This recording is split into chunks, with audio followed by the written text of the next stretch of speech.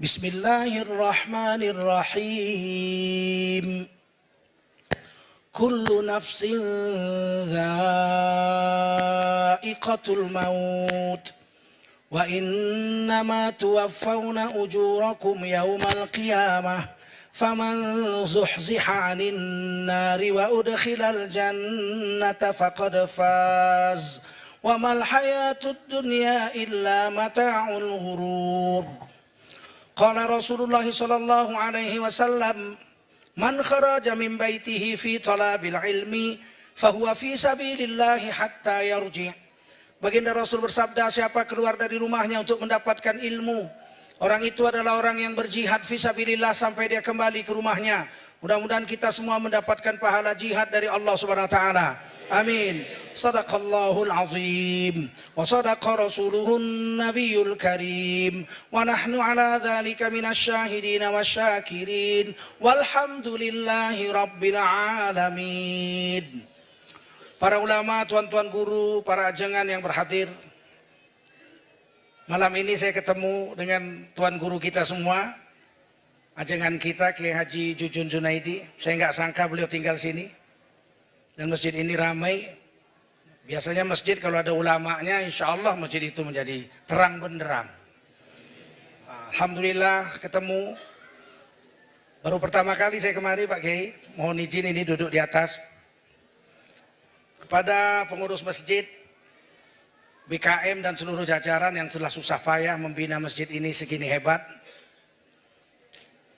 Tokoh masyarakat, bapak-bapak, ibu-ibu yang dimuliakan Allah SWT, khususnya generasi muda. Saya lihat ini 70% lebih yang hadir anak muda ini. Kalau anak muda sudah mulai suka dengan agama, ciri-ciri agama akan tampil ke puncak. Luar biasa ini. Saya lihat 70% saya pikir ini. Lebih mungkin anak muda yang hadir. Di pundak kamulah semua tanggung jawab menjaga negara kesatuan Republik Indonesia ini agar tetap abadi sampai hari kiamat, menjadi NKRI yang baldatun thayyibatun wa rabbun ghafur. Kita mau Indonesia tetap NKRI sampai hari kiamat, tapi bukan sekedar NKRI. NKRI yang bejat untuk apa? NKRI yang menghalalkan perzinahan, LGBT, judi, mabok, minum keras di mana-mana, narkoba, puluhan ton masuk kemari. Kalau itu kiamat aja lah negeri ini. Kita mau NKRI yang baldatun thayyibatun wa rabbun ghafur. Di pundak kamu lah anak-anak muda tanggung jawab itu. Kami sudah tua. Kami akan kembali kepada Allah SWT. Kamu yang meneruskan negeri ini. Wajiblah kita bersyukur pada Allah SWT. Salawat dan salam kita sampaikan untuk baginda Rasulullah Sallallahu Alaihi Wasallam. Ini hari kita disuruh cerita mati nih. Ini panitianya nakut-nakutin ini. Kita suruh cerita mati. Tapi memang mati itu harus selalu diingat. Sebab orang yang selalu ingat mati itu orang terbaik di sisi Allah SWT. Justru lupa mati itu bahaya. Lupa mati itu pangkal segala dosa. Wa nisyanul maut ra'su kulli khati'ah. Kata Nabi, kenapa orang berani berbuat jahat? Karena lupa mati. Udah nenek-nenek umur 80 masih nyanyi rock. Apa-apanya dong. Ya Allah, gigi aja udah nggak punya tuh orang. Kenapa dia berani begitu? Lupa mati. Udah nenek-nenek umur 60 masih pakai rok pendek, gelar hajah. Disuruh pakai kerudung lah Bu. Ngapain? Itu kan ke Arab-Arapan. Kucing aja lihat dia udah nggak selera. Aduh. Kucing aja lihat pahanya udah kendor. Aduh. Kenapa berani begitu? Lupa mati. Dia pikir dia mau hidup 1000 tahun. Yang hidup 1000 tahun cuma Nabi Adam, 1050 tahun. Siti Hawa 950 tahun, Nabi Nuh 950 tahun. Tidak ada manusia hidup 1000 tahun itu tidak ada. Yang hidup 1000 tahun itu cuma Nabi Adam sendiri. Ada satu lagi lah Bob Tutupoli. 1000 tahun tak lama, hanya sekejap saja kita akan berjumpa pula. 60 aja udah stroke, mau 1000 tahun.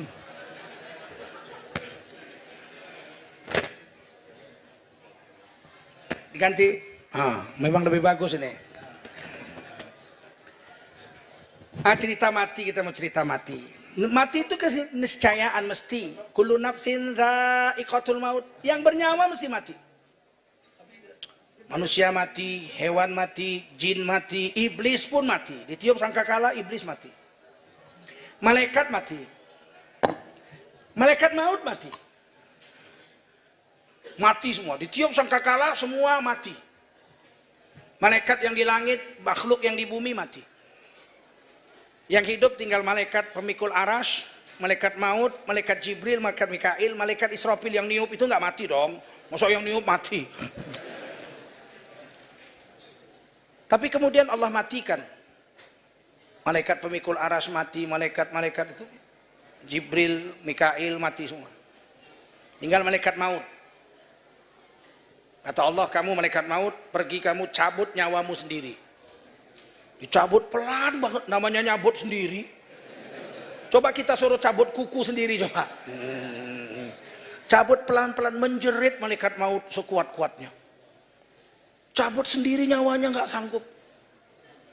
Kata malaikat maut, nggak mampu aku ya Allah, sakit. Kalau aku tahu mati sakitnya seperti ini, aku nggak akan berani mencabut nyawa makhlukmu yang soleh. Saya nggak berani mencabut nyawa saya sendiri, nggak mampu saya Allah. Akhirnya Allah matikan malaikat Mikail, malaikat maut habis. Tinggal Allah, huwal hayyul qayyum, yang maha hidup lagi maha berdiri sendiri. Ternyata mati sakit. Malaikat maut nggak sanggup mencabut nyawanya sendiri, saking sakitnya. Kata Rasulullah, mati itu yang paling enak. Jadi mati yang paling enak, seperti kambing dikuliti hidup-hidup. Itu yang paling enak. Kalau yang paling sakit gimana itu? Yang paling enak mati seperti kambing dikulitin hidup-hidup. Kata Nabi Musa, mati yang paling lezat seperti ditikam pedang 1000 kali. Kata Nabi Isa alaihissalam, mati yang paling enak seperti burung digoreng hidup-hidup. Bagaimana kita mau menghadapi mati yang sebegitu menyakitkan?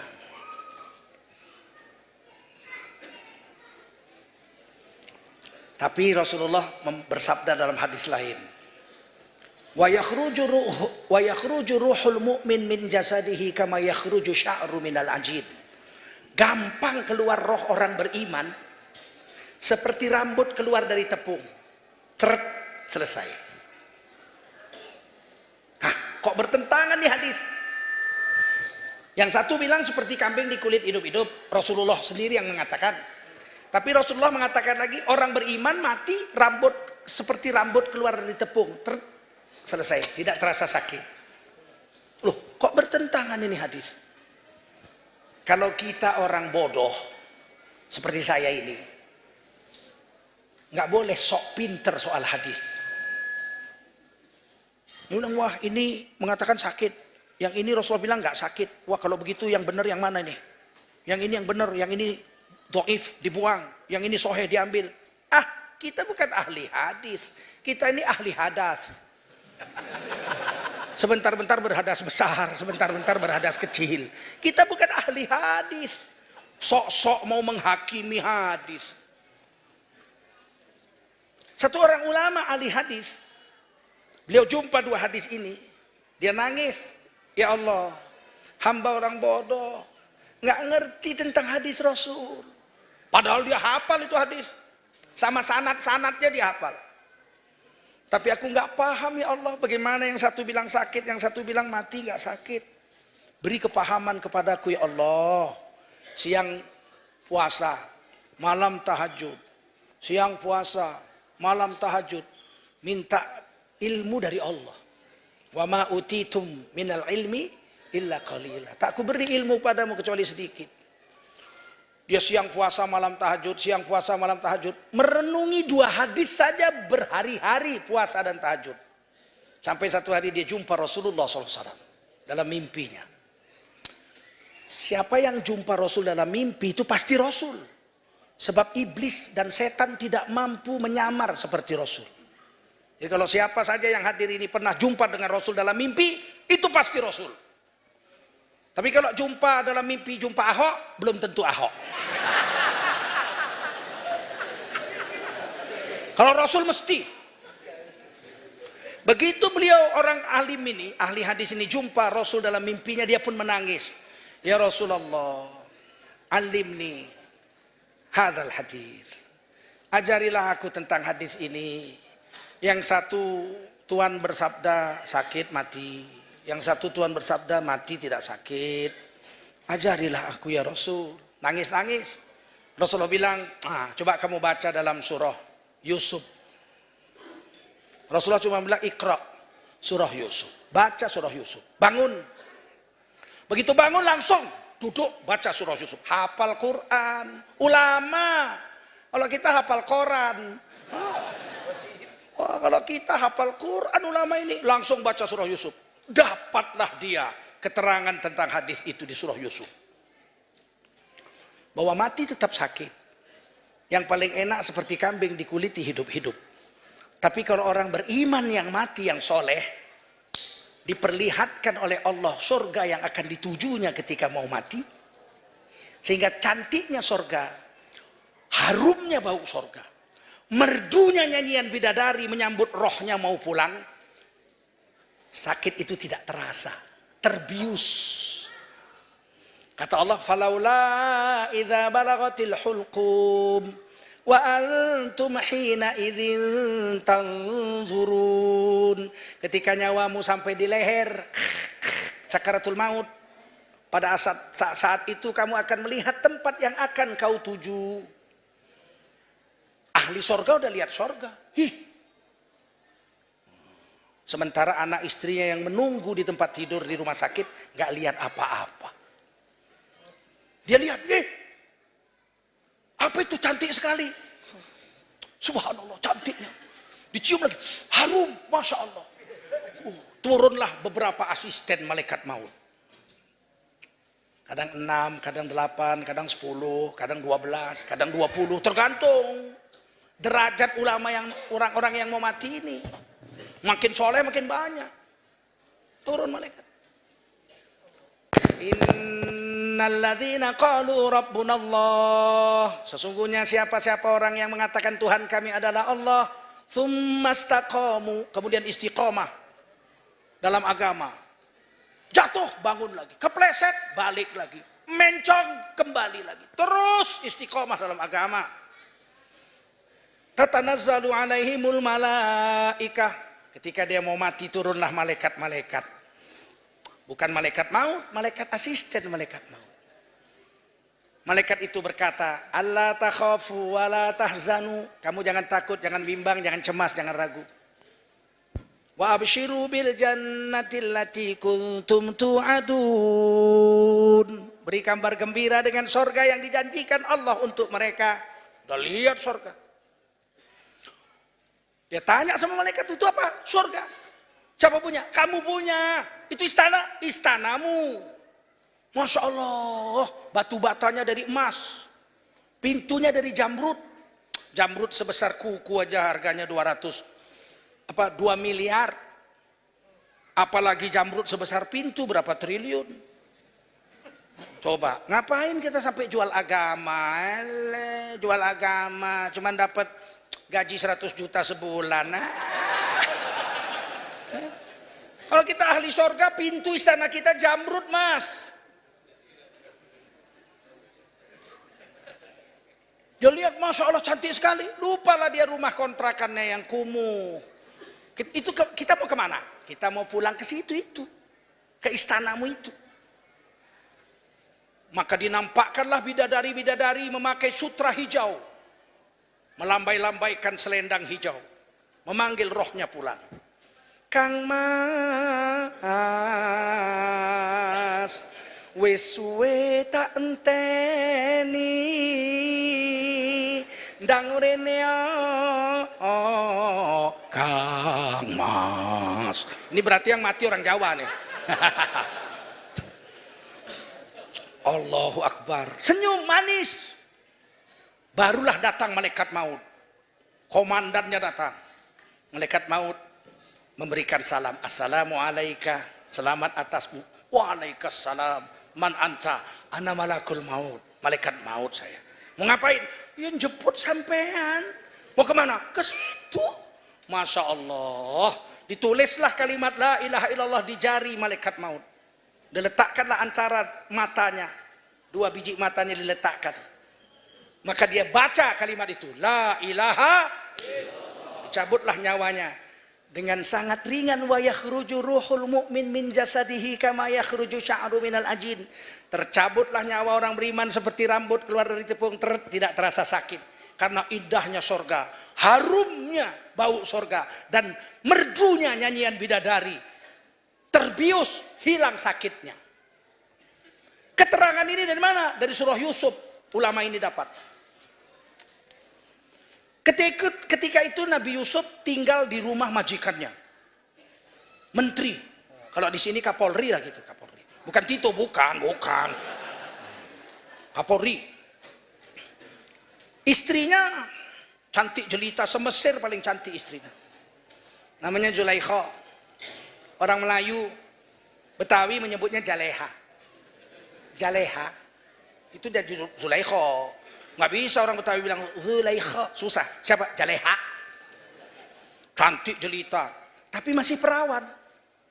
Istri Kapolri, tapi masih perawan. Karena Kapolrinya nggak punya pistol. Satu rumah dengan orang terganteng sedunia. Masya Allah. Nabi Yusuf itu terganteng sedunia. Nomor 2. Yang nomor 1 paling ganteng itu Nabi Adam. Nabi Muhammad mengatakan dalam kitab Qasasul Anbiya Imam Ibnu Katsir, manusia paling ganteng sedunia Nabi Adam. Sahabat nanya, kami ini kudasar dari Yaman, dari Habsyah, dari Syam, ke Palestina, ke Mesir, sudah kami berdagang. Kami mendengar orang paling ganteng sedunia itu Nabi Yusuf. Tapi kata Rasulullah tidak, yang paling ganteng itu Nabi Adam. Langsung diciptakan Allah, nggak lahir lewat rahim ibu. Jadi Nabi Adam tuh perutnya aja mulus, nggak ada bolongnya. Buat apa dibolongi, wong dia nggak lahir dari rahim ibu kok. Kita perut kita ada udelnya. Nabi Adam nggak punya udel. Untuk apa udel? Wong dia diciptakan kok. Kita perlu udel kan karena lahir dari rahim ibu, betul nggak? Harinya digunting jadi udel, bodong lagi salah guntingnya. Kalau Nabi Adam mana ada udelnya? Siapa paling ganteng kata Nabi Muhammad Rasulullah SAW? Nabi Adam paling ganteng. Kami dengar Nabi Yusuf, karena Yusuf nisfu min Adam. Rasulullah bersabda Nabi Yusuf itu separuh gantengnya Nabi Adam. Seberapa ganteng Nabi Adam? Separuh laki-laki sedunia dijadikan satu gantengnya untuk Nabi Adam sendiri. Itu kalau ada istri kita lihat pingsan istri kita itu. Separuh laki-laki sedunia dari zaman dulu sampai kiamat dijadikan satu untuk Nabi Adam sendiri. Terus Nabi ditanya, bagi Rasul kalau begitu Nabi Yusuf gantengnya kayak mana? Separuhnya Nabi Adam. Berarti separuh ganteng laki-laki satu dijadikan satu untuk Nabi Adam sendiri. 1/4 laki-laki sedunia gantengnya jadikan satu untuk Nabi Yusuf sendiri. Sudah habis 3/4. Kami ini ya Rasul memandang wajahmu yang indah. Kami udah ke Yaman, ke Mesir, kemana-mana, ke Syam, ke Palestina, ke Habasyah. Kami belum pernah lihat orang setampan engkau ya Rasul. Ganteng sekali Rasulullah Pak. Nggak bosan-bosan lihat wajah Rasul. Siapa yang pernah jumpa Rasul dalam mimpi pasti mengatakan Rasulullah adalah manusia paling ganteng. Jadi ganteng mana Rasulullah dengan Nabi Yusuf? Rasulullah menjawab, aku dan Nabi Yusuf seperti rembulan dan matahari. Berarti separuh untuk Nabi Adam ganteng laki-laki, 1/4 untuk Nabi Yusuf, 1/4 untuk Nabi Muhammad. Habis, kita tinggal sisa-sisanya aja. Makanya nggak beres aja begini. Nggak beres.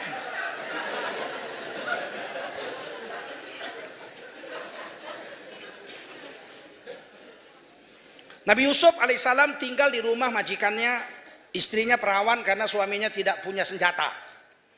Bayangkan perempuan yang tidak pernah disentuh laki-laki, satu rumah dengan orang terganteng sedunia setelah Nabi Adam.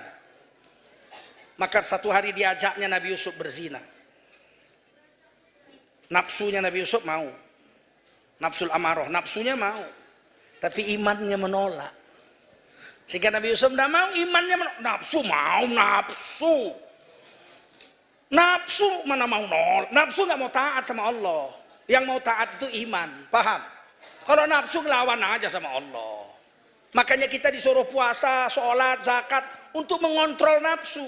Sebab nafsu tetap ngelawan. Mana mau nafsu tunduk sama Allah. Nanti kalau udah hancur nafsu itu berubah jadi nafsul mutmainnah, baru dia mau taat. Tapi untuk mencapai derajat nafsul mutmainnah itu kan susahnya bukan main, berapa tahun. Begitu Nabi Yusuf menolak perempuan ini, dia lari. Baginda Nabi Yusuf lari menuju jendela, menuju pintu. Itu perempuan mengejar, ditangkap jubahnya, robek sebelah belakang.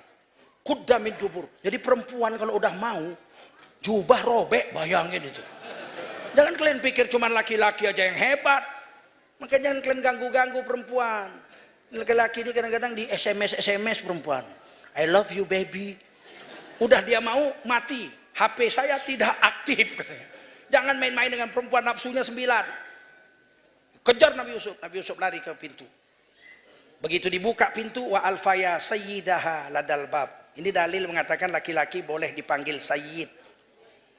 Allah memanggil suami daripada Zulaikha itu adalah sayyid. Ada 3 kali di Quran Allah memakai kata sayyid. 3 kali. Jadi sayyidina itu tidak bid'ah. Pertama surah Yusuf. Wa alfaya sayyidaha ladal bab. Kedua-duanya mendapati sayyid wanita itu ada berdiri depan pintu. Satu lagi surah Ali Imran ayat 29. Ketika Nabi Zakaria kepingin punya anak 100 tahun minta tiap malam sholat tahajud. Nabi Zakaria tidak kawin lagi. Walaupun dia tahu istrinya mandul. Itu hebatnya Nabi Zakaria itu. Wamro'ati akhir. Ya Allah, istriku mandul. Tapi aku minta anak. La tadarni fardan wa anta khairul warisin. Jangan tinggalkan aku sebatang kara gak punya ahli waris. Engkau maha pemberi ahli waris. Istriku mandul, tapi aku minta anak. 100 tahun tahajud tiap malam minta anak. Kadang-kadang kita baru 2 tahun gak punya anak, kawin lagi. Kenapa? Istri mandul. 2 tahun gak punya anak lagi, kawin lagi. Kenapa? Istri mandul. 2 tahun gak punya anak lagi, kawin lagi, istri mandul. 4 istrinya mandul, gak punya anak. Kata orang, jangan-jangan kau yang mandul. Periksa ke dokter, dia yang mandul. 4 perempuan korban dibikinnya. Nabi Zakaria sudah jelas istrinya yang mandul. Jelas, wamro'ati akhir, istriku mandul. Tapi beliau tetap minta sama Allah dapat anak. Satu hari ketika sedang sholat di mihrabnya, saya sudah sampai. Sudah sholat di mihrab Nabi Zakaria saya, alhamdulillah. Fanadathul malaikah wa huwa qa'imun yusalli fil mihrab. Malaikat memanggil Nabi Zakaria ketika itu Nabi Zakaria sedang sholat di mihrabnya. Annallaha yubashshiruka bi Yahya. Allah akan beri kamu seorang anak namanya Yahya. Anaknya belum lahir, istrinya belum hamil, namanya sudah muncul, Yahya. Anaknya belum ada, namanya udah ada. Kau akan punya anak namanya Yahya, berarti laki-laki. Kalau perempuan kan Yayu. Nah, itu hebatnya Quran, ya enggak? Kau punya anak nanti namanya Yahya. Musaddiqam bi kalimatin minallah, dia akan membenarkan kitab sebelumnya, Taurat dan Zabur dan Injil. Wa sayyidan, dia seorang sayyidina. Wa hasuro, dia akan lahir sampai bujangan, mati bujangan, nggak sempat kawin. Orang yang tidak sempat kawin mati namanya hasur. Imam Nawawi Ad-Dimashqi yang mengarang kitab Riyadhus Shalihin itu disebut al-hasur, mati sebelum sempat kawin. Tapi nggak berzina. Kalau berzina bukan hasur, zani namanya. Kalau bujangan berzina itu namanya zani. Kalau bujangan mati nggak sempat berzina, taat sama Allah masih muda mati, disebut hasur. Nabi Zakaria itu seorang sayyid, seorang hasur, wa nabiyan, dia akan jadi seorang nabi. minas solihin, dan salah satu dari orang-orang soleh. Begitu tersiar cerita. Ya, jadi Sayyidina itu ada 3 ya, sekali lagi di surah Al-Ahzab. Ketika orang-orang kafir mau dimasukkan neraka, mereka mengatakan nattabi'u sadatana wa kubaro'ana. Kami ikut sayyid kami. Jadi ada Sayyidina di Quran 3 kali. Orang soleh disebut Sayyidina. Orang bandit pun disebut Sayyidina juga. Jangan mentang-mentang pemimpin terus langsung titisan Allah. Batokmu. Kayak Umar bin Khattab. Allahu Akbar. Umar bin Khattab itu dalam hadis Bukhari, kalau beliau jalan, setan jalan, minggir setan. Gak berani setan. Papasan sama Umar bin Khattab radhiyallahu anhu, setan takut. Kalau ini, ya Allah, kuntilanak aja jatuh cinta sama dia. Kadang bikin jengkel juga, ya enggak? Ngasih gelar kok ketinggian. Itu kalau orang Jawa bilang keberatan gelar sakit, nanti bengek.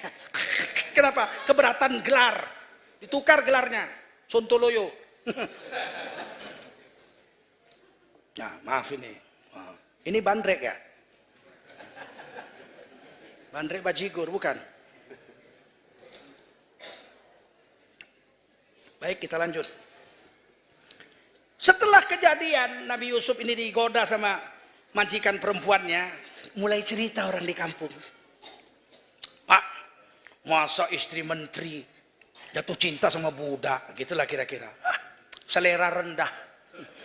Ya kan, selera rendah jatuh cinta kok sama jongos. Apa? Ada istilah baru sekarang tuh, kacung. Kacung.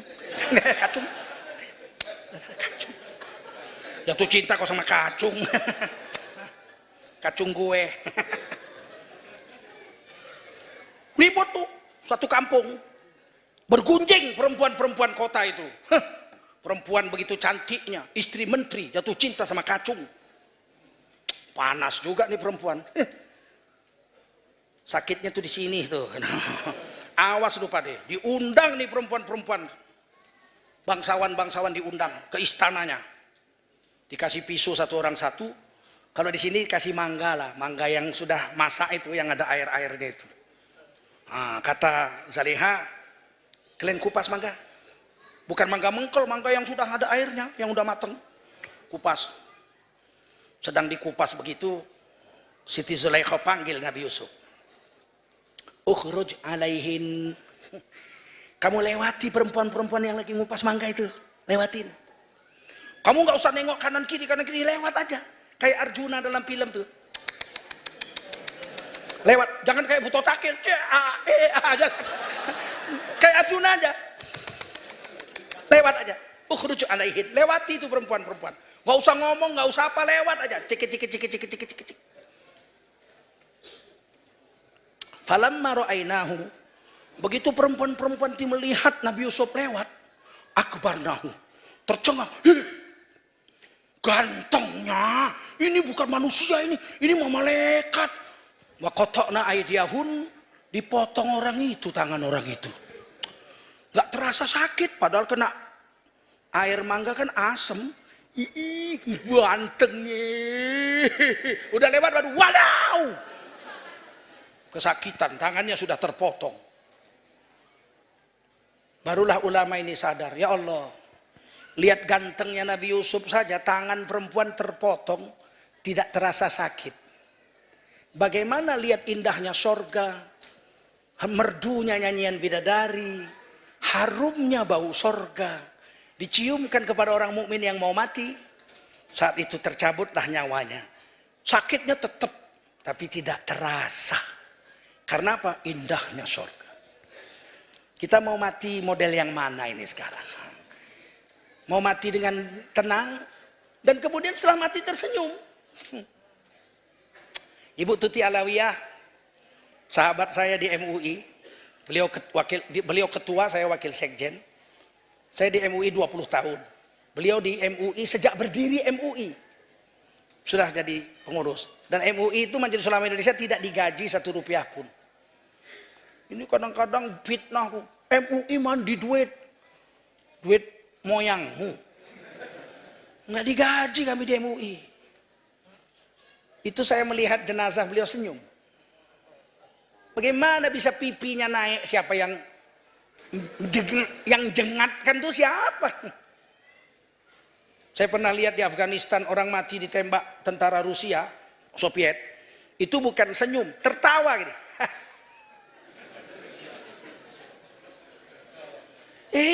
Orang mati bisa ketawa. Tapi saya pernah juga lihat orang mati mendelik, lidahnya keluar gini. Keluar dari biji matanya ini darah. Dari kupingnya, dari hidungnya keluar darah. Sampai terkencing matinya.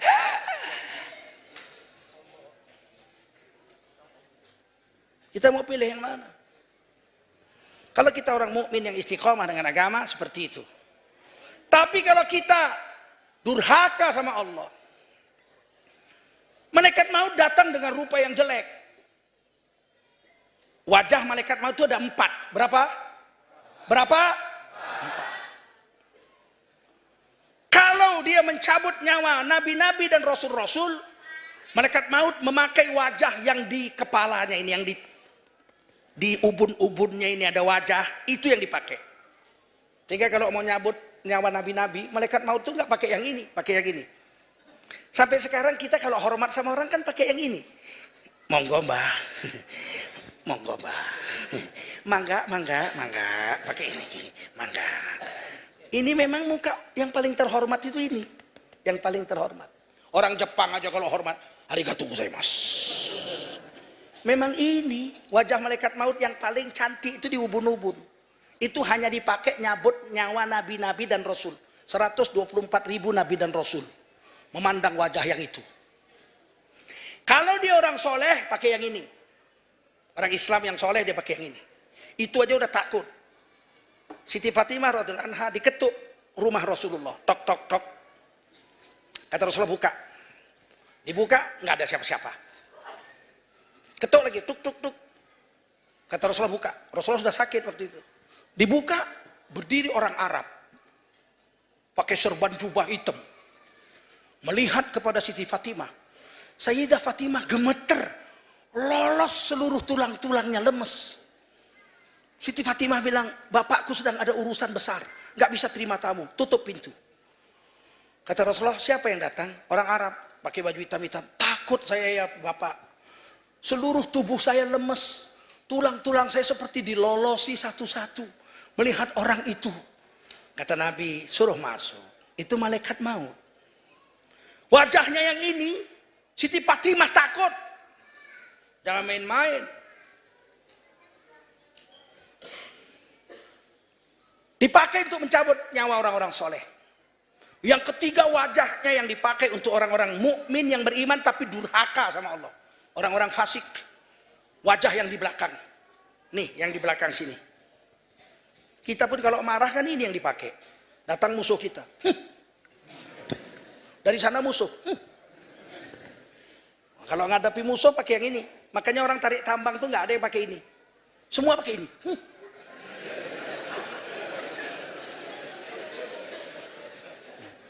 Wajah yang ketiga menakutkan. Dan kalau dia pakai wajah yang ketiga ini, langsung ditinjunya aja wajah orang itu. Nggak ada assalamualaikum, assalamualaikum. Begitu datang dia, wa yadribuna wujuhahum wa adbaruhum. Ditinju wajahnya, ditinju punggungnya. Brak! Puk! Muncrat darah dari kuping, dari hidungnya semua. Malaikat maut nggak kecil, besar pak. Seluruh air 7 samudra dikumpulkan, disiramkan ke kepala malaikat maut. 1 tetes saja nggak netes ke keningnya. Nggak cukup untuk membasahi rambut malaikat maut. Kalau itu ninju wajah kita jadi apa kita?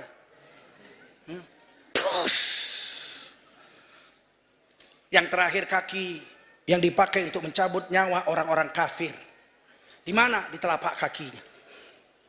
Kita pun kalau marah sama orang kita tinju orang, jatuh. Pakai kaki. Malaikat maut kalau mencabut nyawa orang kafir pakai wajah yang di telapak kakinya. Lihat wajahnya saja, ya Allah. Nabi Ibrahim pernah bersahabat dengan malaikat maut.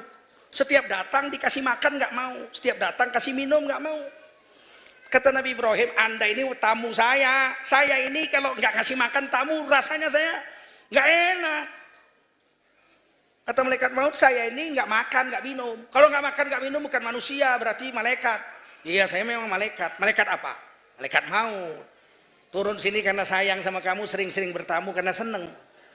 Kata Nabi Ibrahim, coba dulu wajahmu, nampakkan wajahmu yang dipakai untuk mencabut nyawa nabi-nabi.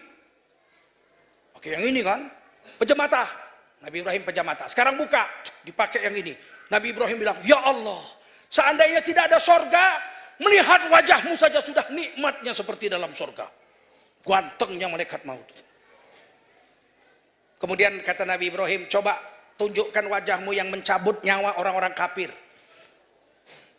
Kata malaikat maut, jangan, nanti kamu takut. Saya kepingin. Nah sudah, pejam mata. Dipakai wajah yang di telapak kaki. Pingsan Nabi Ibrahim. Begitu sadar apa kata Nabi Ibrahim? Seandainya tidak ada neraka, lihat wajahmu yang ini, udah lebih sakit lah, kayak masuk neraka lah udah. Jadi jangan main-main, mati ini jangan main-main. Jangan main-main dengan mati.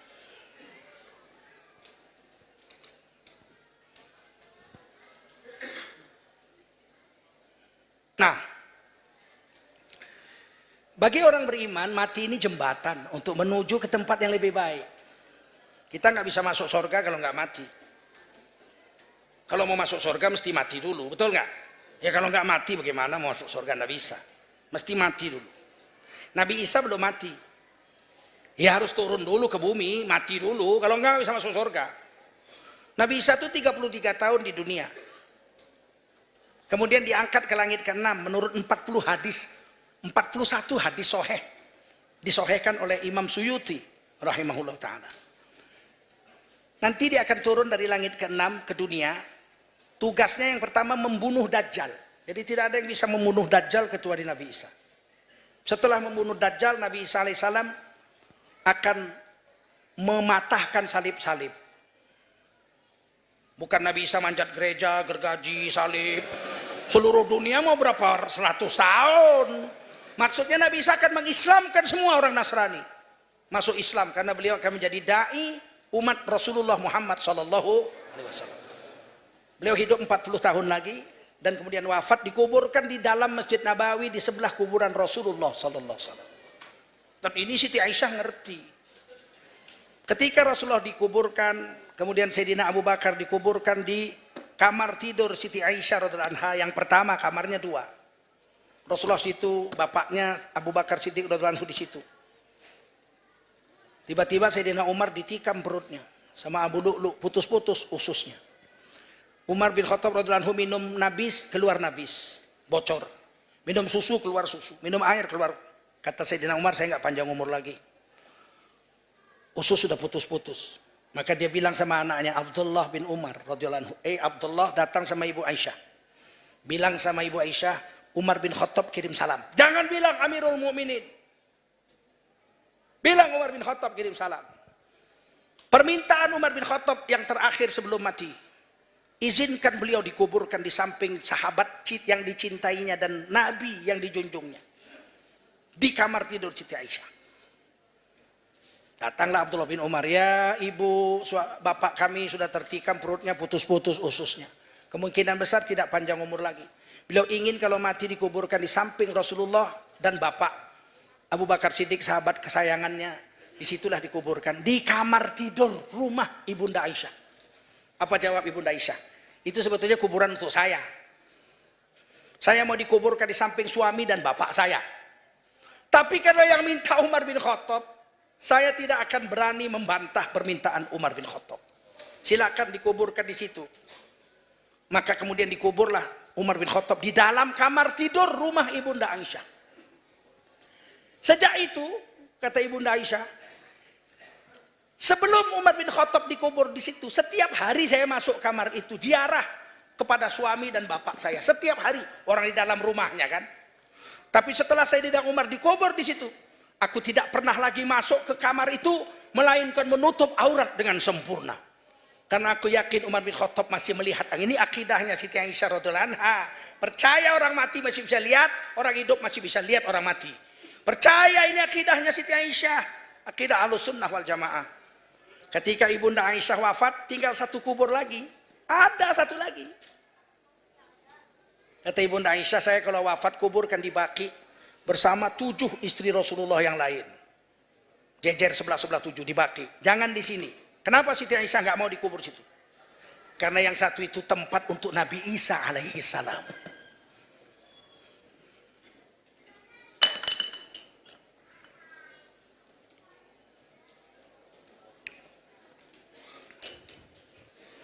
Nah, mati itu jembatan.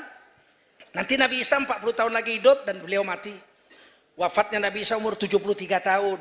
Di Quran kan dibilang yukallimun nas fil mahdi wa kahla. Beliau bicara kepada manusia ketika masih dalam ayunan. Baru lahir ngomong, "Inni Abdullah, aku hamba Allah bukan anak zina. Ataniyal kitab, Allah beri aku sebuah kitab. Waja'alani nabiyya, Allah jadikan aku seorang nabi. Waja'alani mubarakan ainama kunt." Kemanapun aku datang, tempat itu akan dijadikan Allah menjadi tempat yang barokah sampai hari kiamat. Tapi nanti dia wakahlah, bicara lagi kepada manusia ketika usia kakek-kakek. Kahel. Kapan kahel, orang umur 33 udah diangkat ke langit kok. Tapi Quran bilang Nabi Isa akan berbicara kepada manusia ketika usia kahla, kakek-kakek. Berarti umurnya tambah 40 tahun lagi di dunia. Jangan usah heran. Jangan usah heran. Nabi Adam aja begitu. Nabi Adam tuh 100 tahun di sorga. 950 tahun di dunia. Total umur Nabi Adam 1050 tahun. Nggak usah heran. Oh heran sih. Fa'alu lima yurid. Allah kuasa melakukan apa yang Allah mau. Faham? Kita percaya kalau hadis sahih, Quran, masa kita nggak percaya? Makanya orang Nasrani itu bencinya sama Nabi itu nggak pakai lan. Kalau Yahudi pakai lan. Walan tardo angkal Yahudu. Yahudi itu dari kemarin sampai sekarang sampai besok sampai kiamat nggak akan pernah ridho sama kamu. Wala an nasoro. Tapi Nasrani nggak pakai lan. Nasrani pakai la. Al-Baqarah 120. Wala an nasoro. Bahwa Nasrani satu hari akan masuk Islam. Kapan? Nabi Isa turun. Mematahkan salib-salib itu maksudnya mengislamkan orang Nasrani. Bukan manjati gereja, gergaji. Ditangkap Densus 88 lah.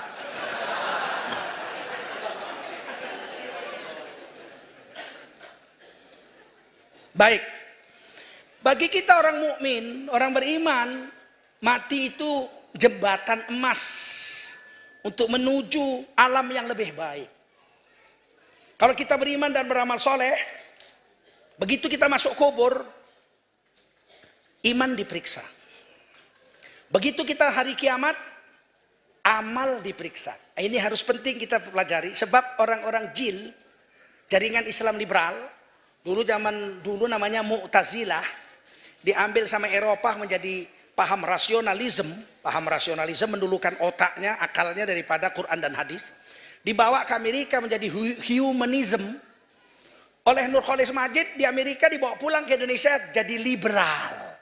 Paham liberal. Liberal ini sebetulnya kafir. Karena meminggirkan Quran dan hadis demi kafir. Sama komunis beda-beda tipis lah. Cuman yang satu di sisi kanan, satu sisi kiri. Ada yang liberal sini, tobat semua. Daripada mati digebuk malaikat maut. Ku kasih tahu betul-betul ini, jangan main-main. Berani sama malaikat maut, berani.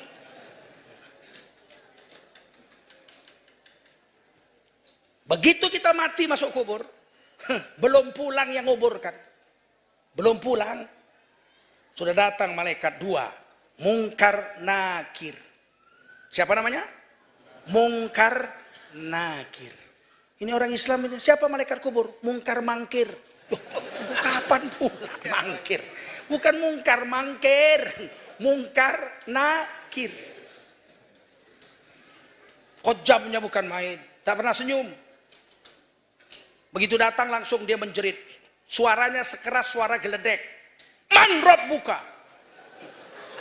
Siapa Tuhan yang kau sembah? Jadi Rob itu yang disembah juga Rob. Ada yang mengatakan yang disembah itu ilah. Tauhid uluhiyah. Rob juga sembahan. Buktinya di kubur yang ditanya, man Rob? Siapa Tuhan yang kau sembah? Bukan man ilahuka. Rob itu Tuhan sembahan juga. Na'buduna arbaban min dunillah. Mereka ya'buduna arbaban min dunillah. Mereka menyembah Rob-Rob selain Allah. Disembah juga Rob itu. Siapa Tuhanmu yang kau sembah? Ini pemeriksaan iman. Sebab orang Mu'tazilah bilang tidak ada siksa kubur. Ini bahayanya orang Mu'tazilah. Siksa kubur tidak ada. Kenapa? Karena belum diperiksa kok disiksa. Kan diperiksa nanti setelah hari kiamat. Setelah hari kiamat yang diperiksa amal. Di kubur yang diperiksa iman. Kalau iman diperiksa di kubur nggak beres, disiksa sampai hari kiamat. Kalau amal di akhirat diperiksa nggak beres, masuk neraka. Beda itu. Paham? Dalam kubur ditanya, man Rabbuka? Siapa Tuhan yang kau sembah? Itu rukun iman. Rabbi Allah. Aku menyembah Allah Tuhanku. Aman. Kalau enggak, man Rabbuka? Dia bisa jawab. Dikeprok lah. Puk. Sekali keprok tergelam 70 hasta.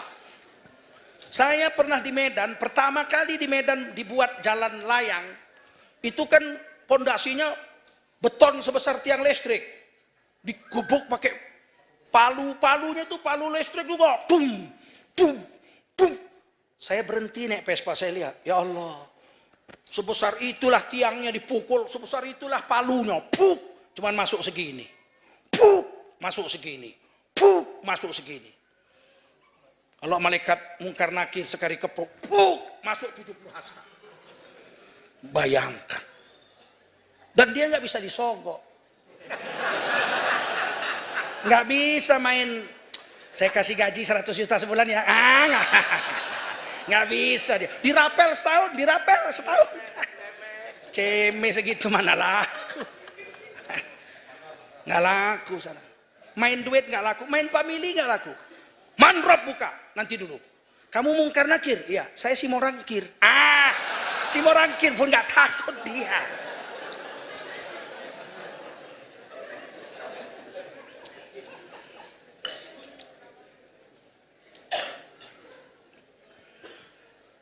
Pertanyaan kedua, ma imamuka? Kitab yang menjadi peganganmu apa?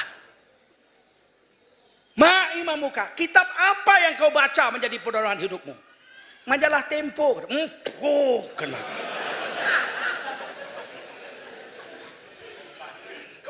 Kompas. Metro tipu. Lebih keras lagi pukulan itu.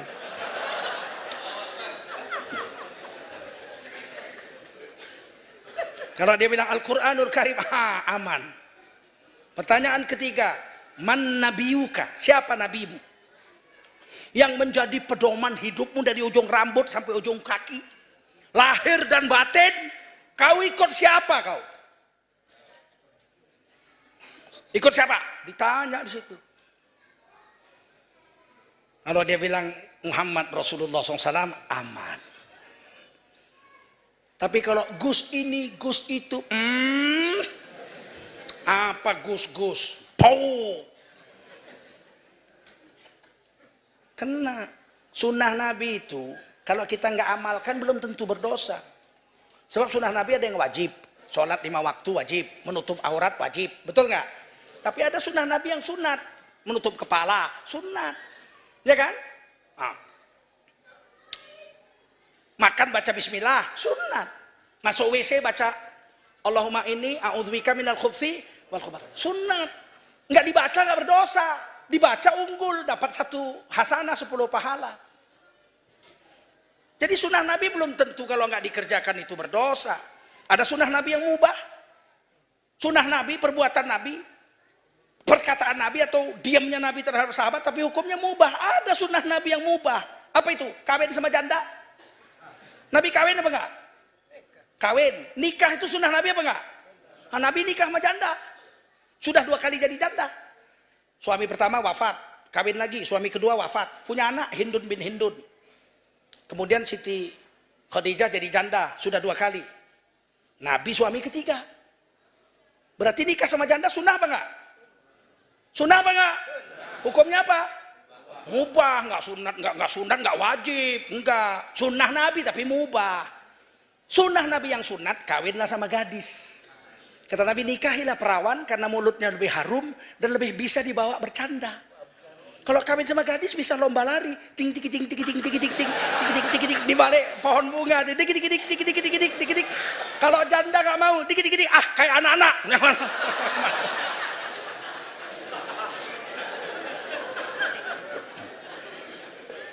Tapi nikah sama janda kan sunnah, betul nggak? Menggembala kambing, Nabi menggembala kambing, sunnah, tapi mubah. Berdagang, Nabi cari makannya pertama sebelum jadi Nabi apa? Berdagang, sistemnya mudharabah bagi hasil. Apakah berdagang itu sunnah Nabi? Sunnah Nabi. Wajib? Tidak. Sunat? Tidak. Apa? Mubah. Kalau sunnah Nabi, ada yang wajib, ada yang tidak. Gak dipakai pun sunnah Nabi, belum tentu berdosa. Tapi menghina sunnah Nabi, dia tahu itu sunnah, dia hina, murtad, bukan berdosa, murtad, keluar dari Islam. Karena menghina Rasulullah. Sudah tahu dia Rasulullah berjenggot, dibilangnya, kambing, mbek, murtad. Kalau dia tidak berjenggot, belum tentu berdosa. Sebab berjenggot ini tidak semua ulama mewajibkan. Mazhab Syafi'i tidak mewajibkan, sunat berjenggot, mazhab Syafi'i. Tapi mazhab Hanafi mewajibkannya. Belum tentu berdosa, tapi kalau udah tahu dia Rasulullah berjenggot, dihinanya jenggot, jenggot, ini orang murtad dari Islam. Dan itu ditanya di kubur, man nabiyuka, siapa nabimu? Saat itu Rasulullah dihadirkan. Dalam hadis yang lain Rasulullah dihadirkan ke situ. Kita bisa lihat Rasul, Rasul bisa lihat kita. Ketika dilihat Rasul kita tidak berjenggot, Rasulullah buang muka. Makanya dalam mazhab Syafi'i kalau kita memandikan jenazah, jenggotnya waktu kita cuci copot, yang mencucinya itu wajib mengambil jenggot itu dan membalikkannya, kembalikan ke situ. Harus dibawa mati masuk kubur. Haram hukumnya kalau ada orang mati dicukur jenggotnya. Ah jelek, cukur aja.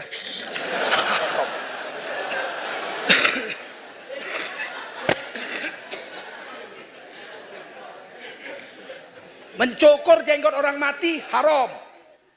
Apalagi mencukur jenggot orang hidup. Ditaboknya lah. Saya mau dicukur jenggot saya, kutabok lah. Justru istriku jatuh cinta lihat jenggotku ini. Gimana ente? Dikubur ditanya, man nabiyuka, siapa yang menjadi ikutanmu lahir dan batin? Kita jawab, Rasulullah sallallahu alaihi wasallam.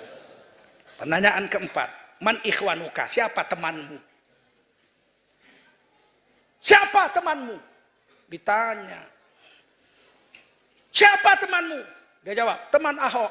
Kena ini orang.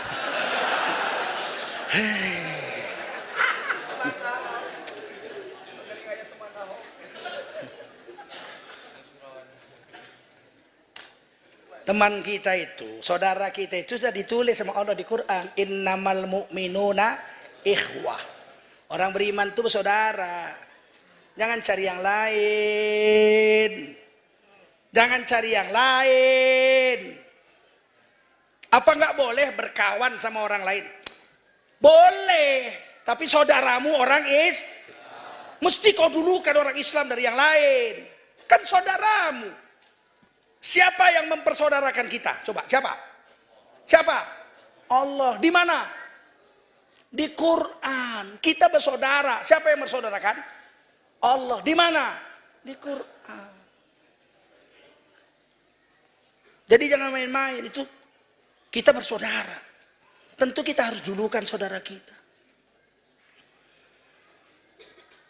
Ini kadang-kadang biarlah pemimpin kafir asal jujur. Kulihat wajahnya, Mbleketek. Nah, bagi orang beriman, mati itu kadang-kadang disebut wafat. Mati kadang-kadang disebut wafat. Meninggal nggak pasti. Maka jangan bilang meninggal, kalau saya nggak suka. Meninggal itu banyak artinya, meninggalkan istri, meninggalkan anak, meninggalkan pekerjaan, meninggalkan dunia, meninggalkan kampung halaman. Banyak arti meninggal. Kalau mati satu aja artinya. Apa mati? Nyawamu dicabut malaikat maut. Habis. Matilah. Perkara jantungmu masih berdenyut, kau masih berlari, atau kau sedang main bola, atau kau sedang bernyanyi. Pokoknya kalau malaikat maut datang dicabutnya, mati. Jangan bilang mati kasar. Kita ini diracun sama Belanda. Kue orang jangan bilang mati, mati itu kasar. Kue mesti bilang meninggal. Meninggal apa meninggal? Mati kasar tidak. Mati bahasa Arab, bahasa Quran, bahasa hadis. Iza mata ibnu Adam. Kalau mati, kalau telah mati anak Adam. Rasulullah pakai iza mata ibnu Adam. Halus. Bahasa Rasul kok kasar. Quran juga. Salat kita. Allahu Akbar. Inna salati wa nusuki wa mahyaya wa mamati. Coba tukar besok. Inna salati wa nusuki wa mahyaya wa meninggal. Batal was salatmu. Jangan bilang kasar itu bahasa Quran, bahasa hadis. Hanya orang-orang yang benci dengan Islam yang mengatakan mati itu kasar. Yang kasar itu modar gue. Itu kasar, mampus. Nah, itu kasar. Kalau mati halus apa enggak? Tersinggung kita dibilang mati? Tidak, itu bahasa Al-Quran, bahasa hadis. Selain mati, kadang-kadang dalam Islam dipakai kata wafat. Apa arti wafat? Wafat itu artinya sempurna. Apa? Paripurna. Wafat itu artinya sempurna. Jadi kalau orang sudah mati, itu artinya dia telah sempurna. Telah wafat itu telah sempurna. Apanya yang sempurna? Kalau wafat, 3 yang sempurna. Pertama, kalau orang sudah wafat, berarti telah sempurna, rezekinya diambilnya semua. Kenapa kita masih hidup? Jangan bilang saya masih hidup karena masih muda. Yang baru lahir aja mati banyak. Langsung mati. Betul nggak? Ada yang lahir nggak sempat mati. Saya masih hidup karena masih muda. Berapa banyak orang muda mati. Oh, saya masih hidup karena saya orang sehat. Ya, yang sehat mati berapa banyak. Itu yang naik kapal terbang Air Asia sehat semua. Game over semua, ya enggak? Berapa banyak orang mati kelindas kontainer gepeng. Sehat, dada-dada istrinya, dada, saya bruk, habis. Mana ada urusannya mati dengan sehat? Mana ada urusan mati dengan muda? Oh, saya belum mati karena saya orang kaya. Berapa banyak orang kaya mati? Orang kaya mati, orang miskin mati, raja-raja mati, rakyat biasa mati, presiden mati, wakil presiden mati, menteri mati. Ustadz jangan tanya lah. Mati semua. Apakah mati itu melihat sehat? Tidak. Melihat tua? Tidak. Kaya? Tidak. Miskin? Tidak. Tidak. Yang dilihatnya apa? Rezeki. Hadis qudsi mengatakan, Allah berfirman, anna nafsan lan tamut. Itu nyawa manusia tidak akan mati hatta tastakmila rizquha. Sampai rezekinya habis semua diambilnya, baru datang malaikat maut. Kalau ditakdirkan Allah makanan saya itu 60 karung beras, saya makan. Saya belum habis 60 karung itu saya belum mati. Tapi begitu habis 60 karung, malaikat Mikail lapor, ya Allah, makanan untuk Tengku Zulkarnain nggak ada lagi. Di laut nggak ada, di darat nggak ada, di langit nggak ada, di bumi nggak ada lagi, udah nggak ada lagi. Tinggal minumlah 1 botol aqua. Kata Allah, ya sudah, tugasmu hai malaikat Mikail untuk mengumpulkan rezeki bagi Zulkarnain sudah habis.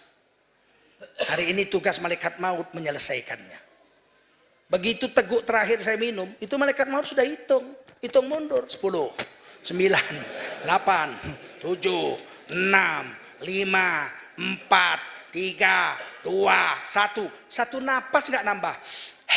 Nambah pun nggak nambah. Cup habis. Satu nggak nambah. Idza jaa ajaluha la yastakhiruna sa'ah wa la yastaqdimun. Nggak bisa ditambah, nggak bisa dikurang. Pas mati. Jadi kalau ditanya, kenapa kita masih hidup, Bu? Kenapa kita masih hidup, Pak? Rezeki kita belum. Jadi kenapa kita takut gak dapat rezeki? Makan apa besok? Makan apa besok? Kalau masih ada rezeki kita tidak mati. Paham? Ada laut Cina Selatan sana, ikan lahir dari rahim ibunya, keluar dari mulutnya 100.000 ekor. Satu yang sebesar ujung jarum, ditulis malaikat Mikail. Milik ini rezeki Zulkarnain, tulis. Siapapun gak bisa ngambil ikan itu, kecuali saya. Dimakan ikan besar, cup, lolos dari giginya. Aku bukan rezekimu, aku rezeki Zulkarnain. Berenang sampai besar, berat 1 kilo, dipancing sama orang Cina di laut Cina Selatan sana. Dibawa nelayan kita ke Pekanbaru, di Pekanbaru dibawa ke Muara Karang, Muara Karang dibawa ke Mall Klender, dijual Klender, dibeli sama Ibu RW 14. Bukan saya yang beli, Ibu RW. Dipotong jadi 8 potong, disambel. Tiba-tiba habis zuhur saya lewat rumah RW, dipanggil, Pak Tengku, Pak Tengku, masuk situ dulu. Kenapa? Ada apa Pak RW? Saya mau rapat dulu. Oh iya, silakan. Masuk. Oh iya, terima kasih. Ada waktu? Ada. Duduk. Nah, ngobrol-ngobrol sebentar. Ayo makan yuk. Oh boleh. Oh, di atas meja berapa potong tadi? 8 potong ikan kakap disambel. Ih, ikan kakap. Waduh, baru. Ayo makan. Kata Pak RW, saya nggak bisa makan sambal, mencret Pak RW. Nggak boleh makan sambal. Saya makan, saya ambil tengahnya 1, tinggal 7. Oh enak banget, keringet makan. Mau pulang, Ibu RW bilang, Pak Tengku pulang. Istri mana Ibu? Oh lagi pulang ke Medan. Nggak ada siapa-siapa di rumah? Nggak ada. Udah bawa aja di semua. Ikan ini 7 potong lagi. Kan Bapak mencret. Dalam hati saya, memang rezeki saya itu ikan. Yang beli siapa, yang nangkep siapa, yang masak siapa, yang makan siapa? Saya. Tidak usah takut dengan rezeki, itu berkaitan dengan nyawa.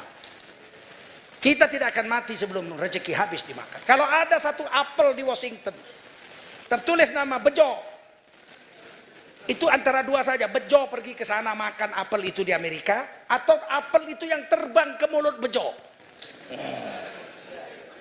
Hanya 2 saja.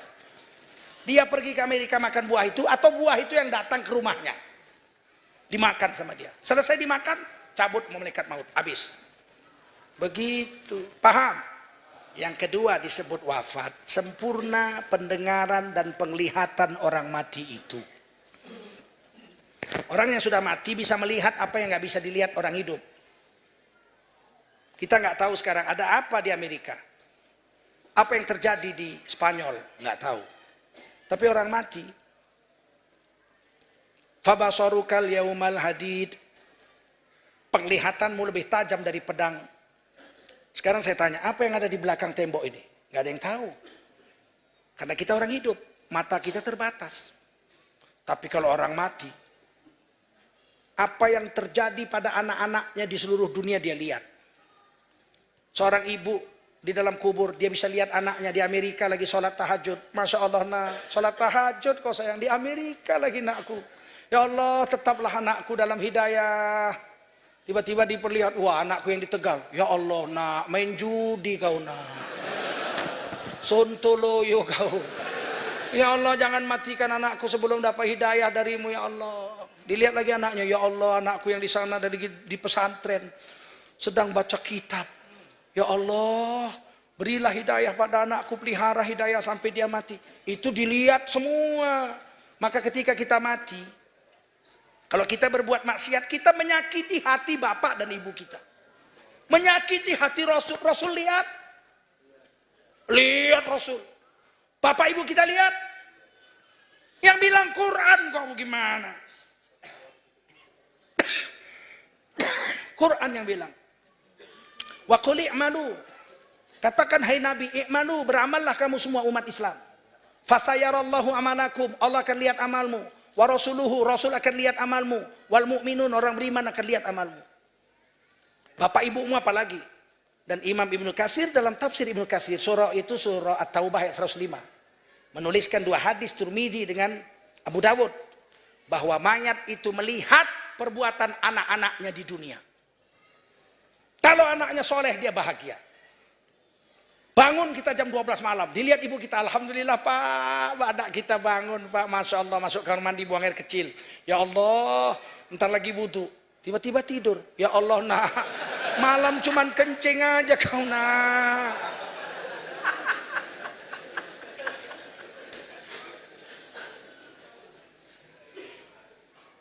Pendengaran dan penglihatannya tajam.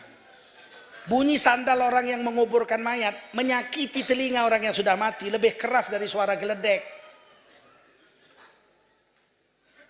Salam orang yang datang ke kubur didengar oleh yang mati itu. Assalamualaikum ya ahlal kubur.